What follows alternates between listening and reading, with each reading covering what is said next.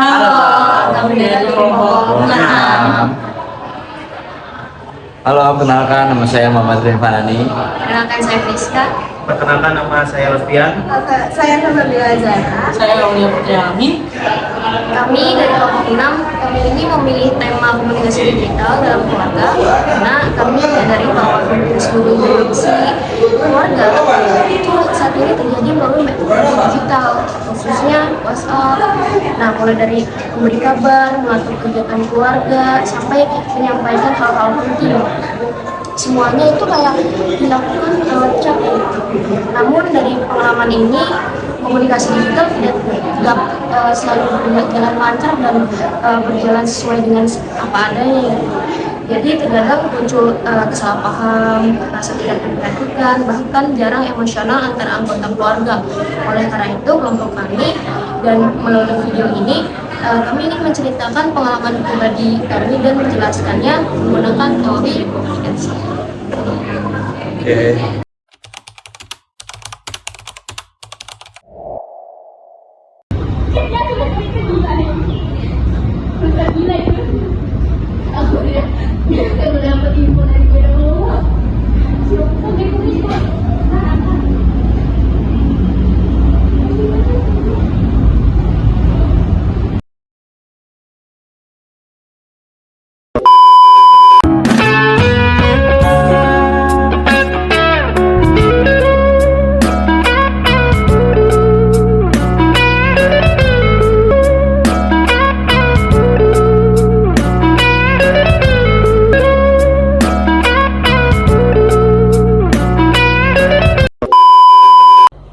Teori interaksionisme simbolik menjelaskan bahwa manusia berinteraksi menggunakan simbol dalam kehidupan sehari-hari. Nah, simbol itu bisa berupa kata, tulisan, ataupun tanda yang digunakan untuk menyampaikan suatu makna.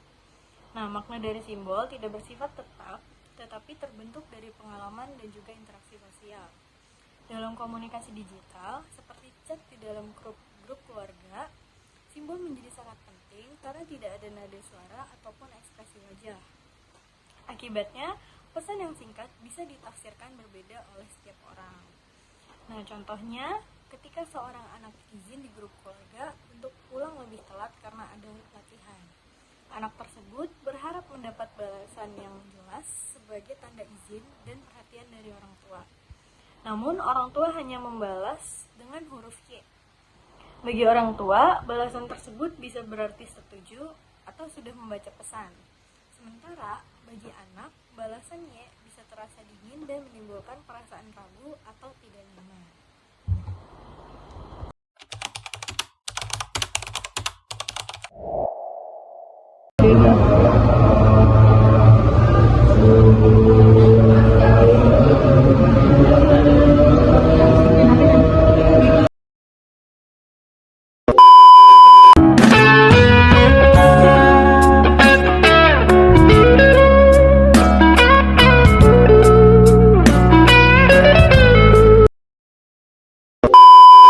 Nah, di sini saya akan menjelaskan tentang teori spiral of silence.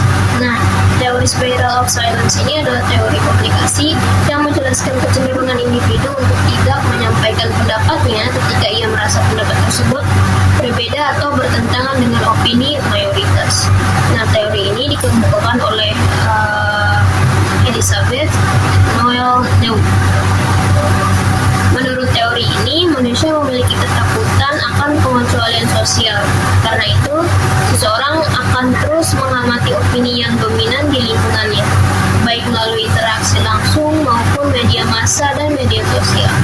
Apabila individu merasa pendapatnya sejalan dengan opini mayoritas, ia akan lebih berani menyuarakannya. Sebaliknya, jika merasa berada di posisi minoritas, individu cenderung memilih.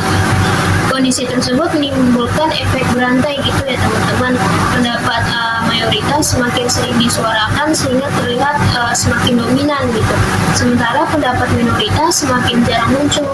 Proses inilah yang disebut sebagai spiral keheningan, yaitu situasi ketika suara minoritas perlahan menghilang dari ruang publik. Nah, dalam konteks media sosial, teori spiral of silence ini masih sangat relevan.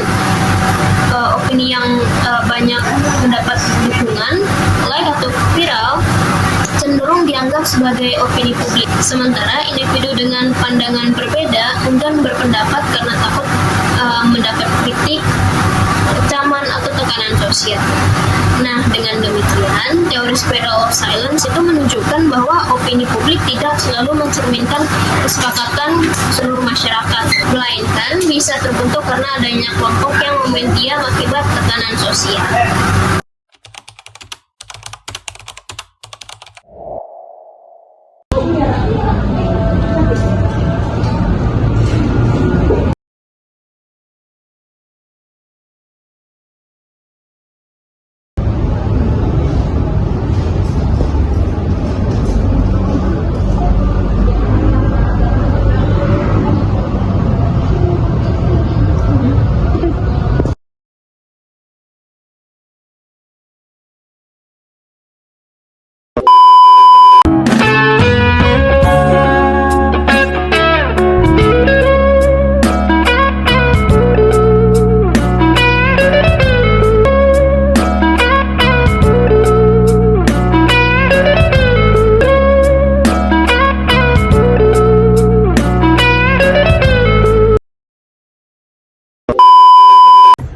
Oke, jadi untuk teorius and gravitation menjelaskan bahwa anggota keluarga itu secara aktif menggunakan WhatsApp sesuai dengan kebutuhan mereka, bukan sekedar cuma menerima pesan secara pasif.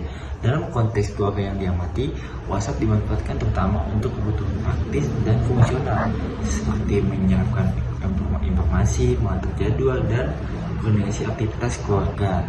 Nah, selanjutnya video ini menunjukkan bahwa interaksi dalam grup WhatsApp keluarga lebih berfokus pada efisiensi komunikasi, bukan pada pengenalan kebutuhan emosional yang mendalam. Hal ini terlihat dari dominasi pesan singkat, yaitu kayak kita tuh minimnya ekspresi perasaan serta respon yang cenderung seperlunya. Dengan kata lain, jadi kepuasan gravitasi yang dicari oleh anggota keluarga adalah kemudahan, kecepatan, dan kepraktisan komunikasi, bukan kedekatan emosional. Nah, selanjutnya ada melalui perspektif use and gravitation.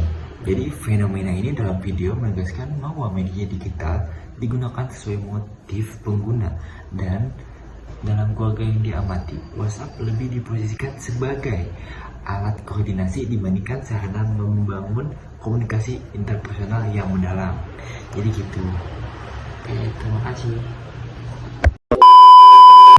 Oke, berdasarkan video tersebut, adegan mamah mengajak seluruh anggota keluarga untuk makan bersama dapat dikaitkan dengan teori penetrasi sosial ini, yaitu bentuk upaya memperdalam hubungan dan kedekatan dalam keluarga.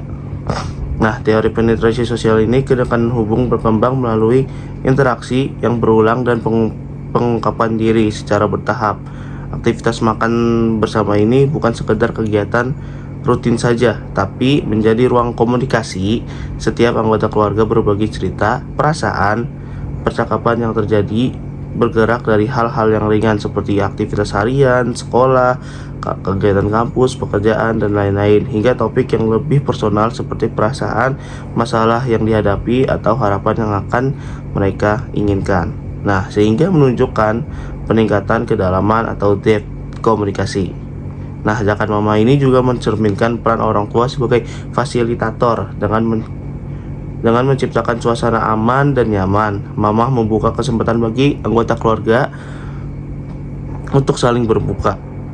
Hal ini membantu mengupas lapisan-lapisan bawang dalam diri mereka dalam relasi keluarga. Nah, dari lapisan luar yang bersifat formal menuju lapisan dalam yang lebih intim dan emosional. Seperti itu, teman-teman.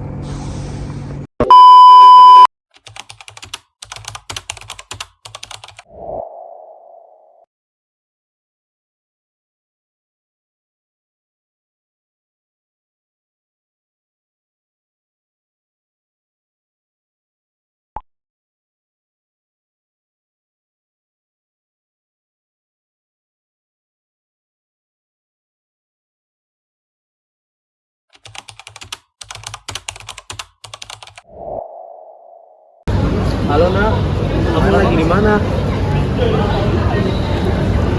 Ya, halo Pak. Ya sebentar, aku lagi kuliah.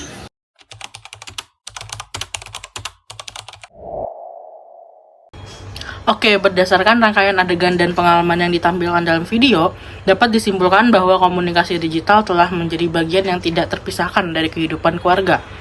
Media seperti WhatsApp mempermudah penyampaian informasi dan koordinasi antar anggota keluarga, namun di sisi lain juga menghadirkan tantangan dalam proses komunikasi. Nah, keterbatasan komunikasi berbasis teks ini membuat pesan mudah dimaknai secara berbeda oleh setiap anggota keluarga, sehingga memicu salah paham meskipun tidak ada maksud negatif. Nah, selain itu, penggunaan komunikasi digital yang lebih berorientasi pada kepraktisan menyebabkan interaksi yang terjadi cenderung dangkal dan kurang menyentuh aspek emosional. Nah, kondisi ini mendorong sebagian anggota keluarga memilih untuk diam sebagai cara aman untuk menghindari konflik yang pada akhirnya dapat menciptakan jarak dalam hubungan keluarga. Melalui pendekatan teori komunikasi, fenomena tersebut menunjukkan bahwa intensitas komunikasi tidak selalu berbanding lurus dengan kedekatan hubungan. Kedekatan dalam keluarga membutuhkan keterbukaan, pemaknaan bersama, dan komunikasi yang lebih mendalam, yang tidak selalu dapat dicapai melalui media digital semata. Oleh karena itu, komunikasi digital sebaiknya dipahami sebagai sarana pendukung dalam keluarga, bukan sebagai pengganti komunikasi tatap muka. Keseimbangan antara komunikasi digital dan komunikasi langsung menjadi kunci untuk menjaga keharmonisan dan kedekatan emosional dalam keluarga. Sekian dari kelompok 6. Terima kasih sudah menonton. See you.